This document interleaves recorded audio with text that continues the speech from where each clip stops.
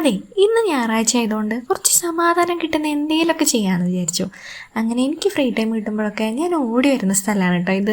റോമീനെ കാണാൻ. റോമീനെ മാത്രമല്ല കേട്ടോ, ഇവിടെ കാണാൻ വേറെ 2 പേരും കൂടി ഉണ്ട്. ദേ ഇവർ രണ്ടാളും. ഒരു വൈകുന്നേരം കൊണ്ട് ഇറങ്ങിയാൽ പിന്നെ ഇവിടുത്തെ അച്ഛൻ്റെ അച്ഛമ്മയുടെയും കഥകളും പരിഭവമൊക്കെ കേട്ട് ഇവരുടെ സ്നേഹമൊക്കെ കണ്ട് ഒരു ചായയൊക്കെ കുടിച്ച് റോമീനെയും കളിപ്പിച്ച് അങ്ങനെ ഇരുന്നാൽ സമയം പോണതറിയില്ല. സമയം മാത്രമല്ല കേട്ടോ, നമ്മുടെ മനസ്സ് നിറയും ചെയ്യും.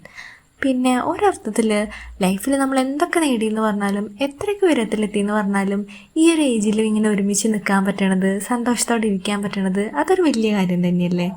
പിന്നെ ഇവിടെ വന്നാൽ വേറൊരു കാര്യം കൂടി ഉണ്ട്. ഇവിടെ വന്നാൽ പോണത് വരെ അച്ചമ്മ പിന്നാലെ കൂടും. എന്തെങ്കിലുമൊക്കെ സ്പെഷ്യൽ ഉണ്ടാവും ആളുടെ വക. അത് കഴിക്കുക ഇത് കഴിക്കുക എന്ന് പറഞ്ഞിട്ട് നമ്മുടെ കൂടെ തന്നെ ഉണ്ടാവും.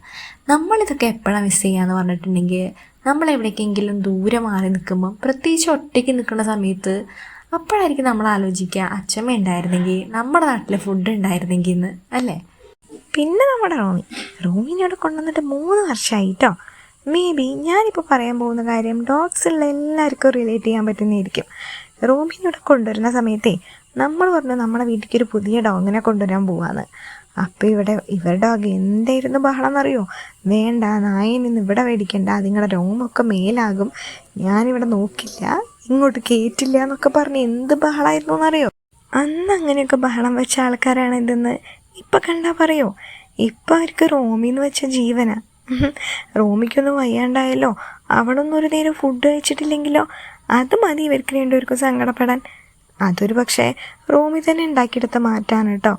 റോമി അങ്ങനെയാണ് ഇവരെ സ്നേഹിക്കുന്നത്.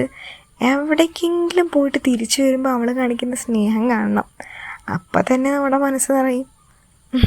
എല്ലാ ഡോഗ്സും ഇങ്ങനെ തന്നെ ആയിരിക്കുമല്ലോ, അല്ലേ?